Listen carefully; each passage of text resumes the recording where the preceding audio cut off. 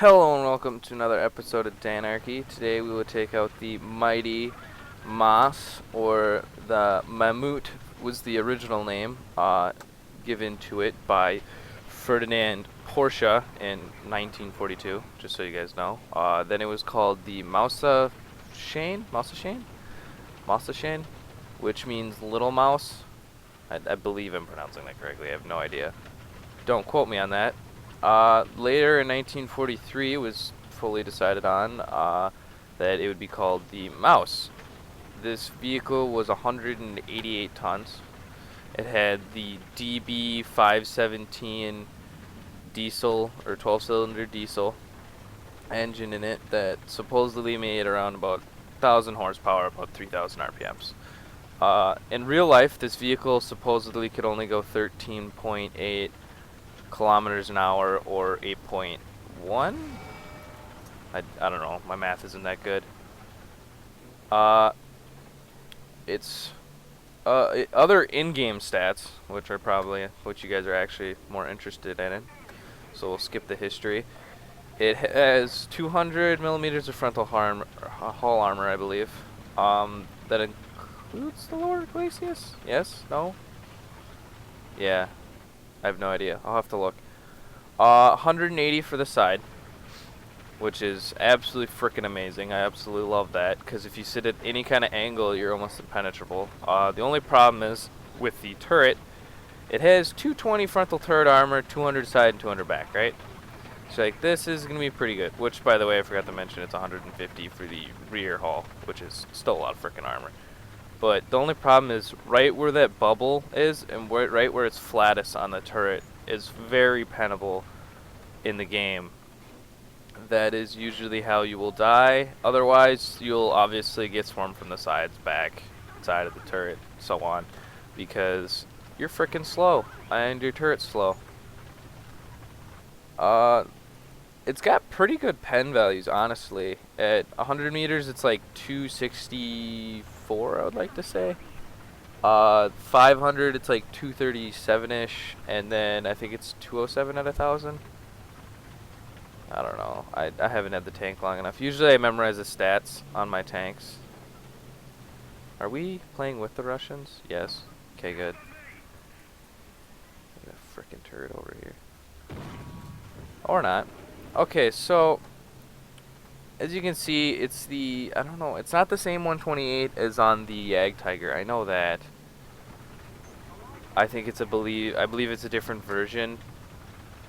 Other than that, there's not too much to talk about this thing. It has about a 25-second reload stock. I think I've whittled it down to like 20, 21, which is pretty freaking good. I honestly like the tank. It's very sluggish, like I said, though. You will all the time be sad driving around. If you can drive the Doom Turtle, though, you can drive this thing. You will not be bothered by this vehicle. It's, like I said, it's freaking slow, though, but the armor definitely makes up for it, because I've had a lot of engagements that I would not ever think about surviving. We just gotta get the hull turned. There we go. And of course, we don't kill him in one shot. Gosh, freaking love this game. This is where the 75mm comes in use. If you do not know, that little red circle is for the 75mm cannon. I do not use the 75mm cannon. Why don't I use the 75mm cannon? Because I hate the 75mm cannon. Don't get me wrong, there's nothing wrong with it. I don't remember if it's 100% lined up with the 128. I believe you can't range find with it. And by that, I mean shoot multiple rounds out of that to try and find range, because I believe the shells fall differently, because they would in real life. So I don't know how accurate that is. I haven't really used it too much, like I said. It bothers me because you have this stupid little gun on the side that is very useless. You can use it to, you can use it to knock out guns. I can see that a lot, but I don't want to be that guy. I believe very heavily in fair play when it comes to video games, and so I find that a little bit unfair for the vehicle. Because I'd be pretty pissed if I was playing and that one tank that has a retarded amount of armor also can knock out my gun, and then I'm stuck sitting there gunless, unable to shoot this behemoth. So I don't use it. I don't really care if other people use it. I see a lot of people who don't even use it either. I guess it's there just because it's there. You know what I mean? In real life, I feel like it'd be pretty useful, but you know how that goes. I definitely do like the vehicle. We have yet to really see anybody, but you don't really need to see too much action gameplay. You will see the armor is pretty frickin' bouncy, because you got to think it's effective thickness of like about 300, and if you angle like this, it's I think 250 something on the sides and like 4 on the front. Here, we'll find somebody. We have to. Wow, our team really cleaned that one up. I'll definitely try and get more, I'll get another gameplay out of this.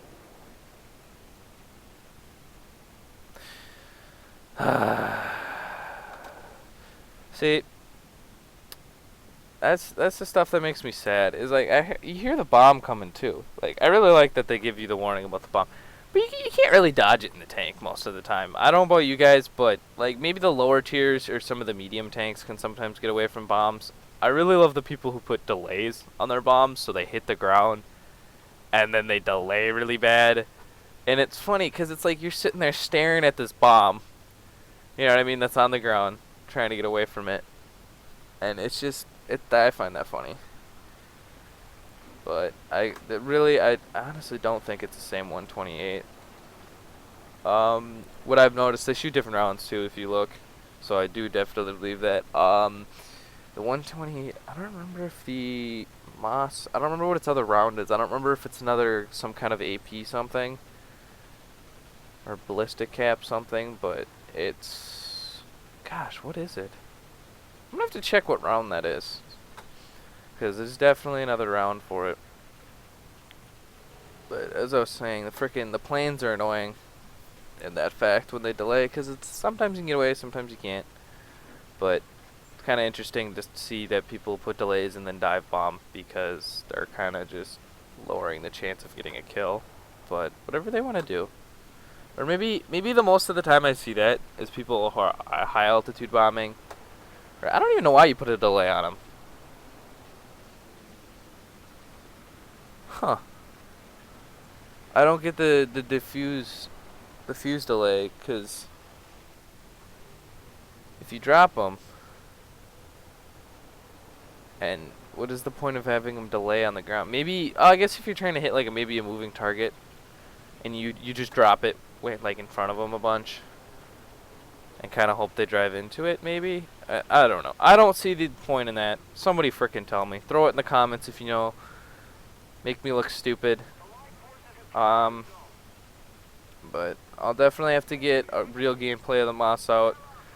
I guess that was more of an overview. You didn't even really get to see it in action. You watched me bounce off, what, an M60? And then kill that poor little, I don't even know what that was. Russian, was that a Russian one? You can't see that on there. Why am I looking in there? I've been playing Armored Warfare, so I was looking for the tank in the description. So that was pretty dumb of me. But by the way, I will get Armored Warfare out there. It's copyrighted right now, so we have to wait. But once that lifts, I will definitely show you guys access number 4. This was the one there on the focused access testing, if you guys didn't know that. You can also go to Armored Warfare and you can buy Founders Pack, or if you're lucky and maybe know somebody, you can get in for free, like somebody here. Which, by the way, I definitely recommend checking out Armored Warfare if you like World of Tanks and War Thunder. It is a lot of fun. If you haven't heard about it, definitely go check it out after this. What it is right now it's a lot more like World of Tanks, I would have to say, that's for sure. I would like to see it lean toward War Thunder a tiny bit more, but that's just because I'm a War Thunder fan, and I honestly prefer it just because it's more realistic. But everybody has their own view. Long story short, it is a little bit more War Thunder, or not War Thunder, World Tanks like at this point. They have taken a couple things from both games. I do like the game a lot though right now. It's pretty interesting. It's nice to see modern vehicles because they have everything from Cold War vehicles to today. So they have everything from like the M60 to the M1A1 Abrams and so on. And right now they have the British like Challenger, and I think it's the Alistair, something like that. I don't remember what it's called. Uh, and then they have like the Leo 2 and a bunch of other.